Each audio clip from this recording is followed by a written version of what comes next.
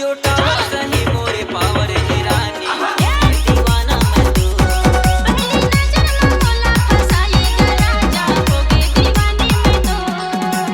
और माया माँ होगे दीवाना रायगढ़ जिला के मैं दबंग दीवाना और माया माँ होगे दीवाना रायगढ़ जिला के मैं दबंग दीवाना वो होगे तो बुझा कैसा पहली नजर में बोला फसाएगा राजा होगे दीवानी में तो जियो टावर सही मोरे पावर हे रानी होगे दीवाना मैं तू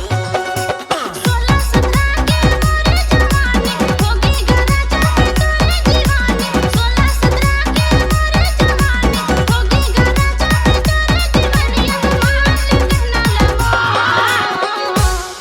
जियो टावर सही मोरे पावर हे रानी होगे दीवाना मैं तू पहली नजर में बोला फसाएगा राजा होगे दीवानी में तो